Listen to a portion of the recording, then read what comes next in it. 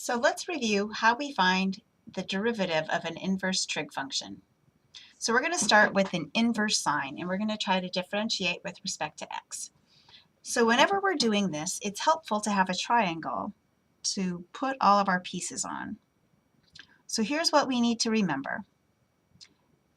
An inverse trig function is actually an angle. So I'm going to rename this inverse sine of x with an angle name.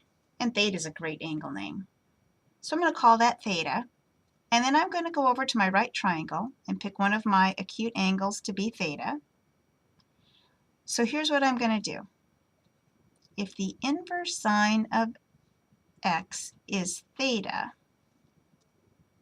if I take the sine of both sides of this equation, so that I have the sine of the inverse sine of x equals the sine of theta, I will get that x equals the sine of theta.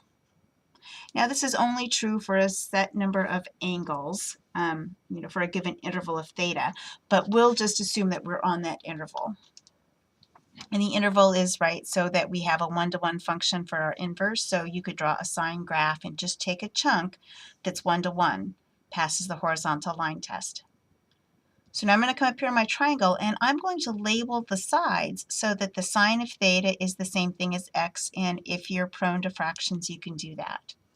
So sine is opposite over hypotenuse. And then I'll use Pythagorean theorem to get my third side length. So that will be 1 minus x squared under a radical.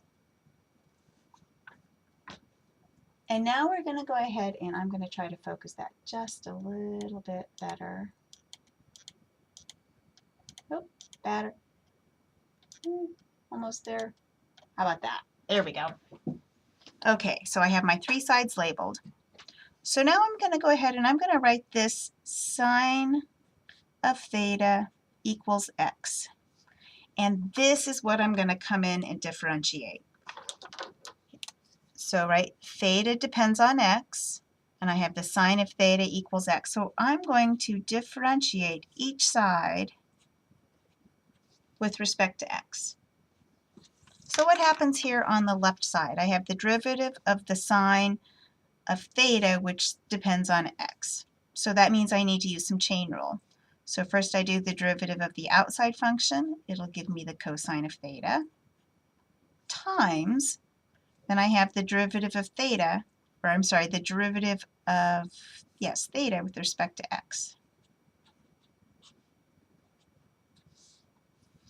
And on the right side I have dx dx. Well, that's 1. So d theta dx, well, remember, theta is the same thing as the inverse sine of x. So this is actually what I wanted. This amount right here, this is the derivative of the inverse sine right there. So that's what I want to solve for. So d theta dx, which is the same thing as d dx of the inverse sine of x, is equal to, so I have 1 over the cosine of theta. We're almost there. So now I'm going to go up here to my triangle, and I'm going to figure out what ratio leads to 1 over cosine. So let's see, I have to go backwards. So I'll do cosine is adjacent over hypotenuse. So now we can say that the derivative with respect to x of the inverse sine of x equals, ready, 1 over radical 1 minus x squared. Now you can do this with all of the trig functions following that same pattern. So if I write just one more down quickly, if we were to do the derivative with respect to x of the inverse tangent of x, I would draw another triangle.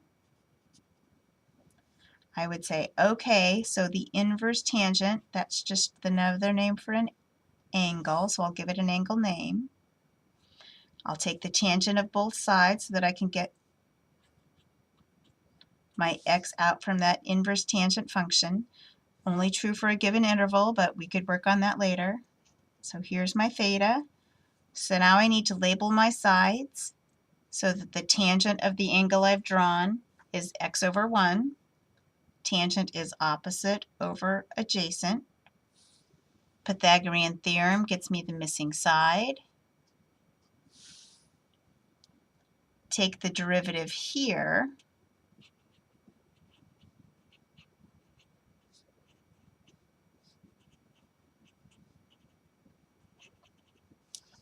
So I have the derivative of the tangent of theta, remembering that theta is a function of x, so tangent is secant squared theta times d theta dx.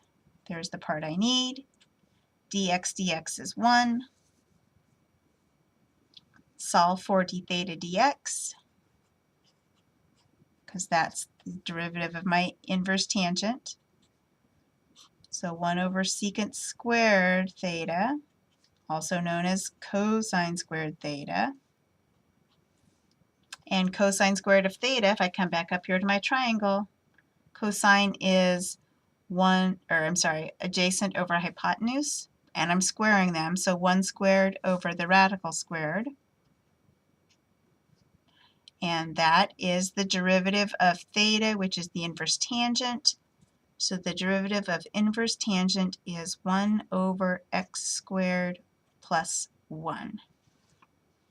So there are the derivative of two inverse trig functions, inverse tangent, 1 over x squared plus 1, and the derivative of inverse sine, 1 over radical 1 minus x squared. And remember, the other thing, sometimes this will be written as arctan x or arcsine x. So if you see that notation, it means the same thing as inverse.